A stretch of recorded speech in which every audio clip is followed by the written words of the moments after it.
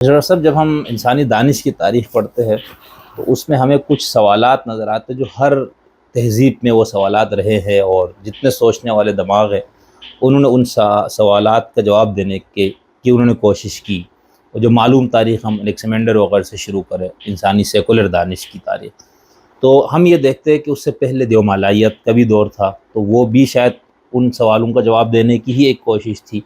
تو دیومالائیت ہے، پھر فلسفہ ہے، پھر جدید سائنس کا بھی جو پورا مرحلہ، تو یہ تین یا چار اور پھر مذہب۔ اب میں آپ سے یہ بھی جاننا چاہوں گا کہ آپ مذہب کو اور دیومالائیت کو ایک جگہ رکھتے ہیں یا ان میں کوئی فرق کرتے ہیں؟ لیکن جو ہمارا مذہبی ذہن ہے یا جو دینی ہمارے ہاں جو لوگ بات کرتے ہیں وہ دیومالائیت کو الگ کرتے ہیں اور مذہب کو الگ کرتے ہیں۔ تو یہ چار چیزیں ہمارے پاس آ گئی: دیومالائیت، تعقل یا عقل یعنی فلسفہ، سائنس اور مذہب۔ تو کیا یہ چاروں انسان کے سوالوں کا جواب دینے کے انسان کے مختلف ذرائع تھے؟ اگر ایسے تھے تو ان میں کیا فرق ہے بنیادی؟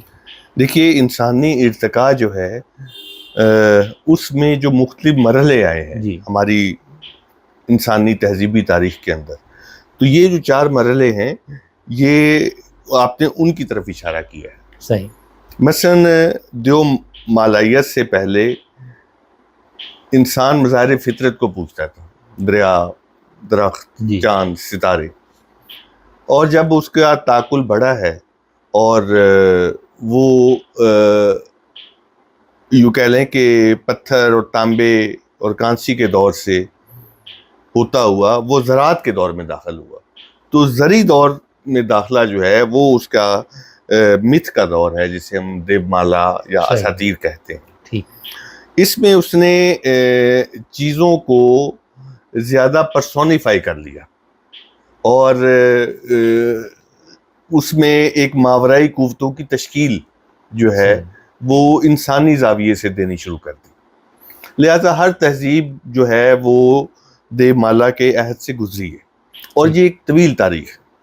لیکن دیومالا کے اوپر اس سے پہلے کے اثرات موجود ہیں، کیونکہ وہ بھی ایک طویل تاریخ رکھتی ہے۔ جی دریاؤں کو خوش رکھنا تاکہ ان کے سیلاب اور ان کی طغیانیاں جو ہیں وہ انسان کو برباد نہ کر دیں، اس کی خشک سالیاں جو ہیں وہ کسی بھوک کو پیدا نہ کر دیں۔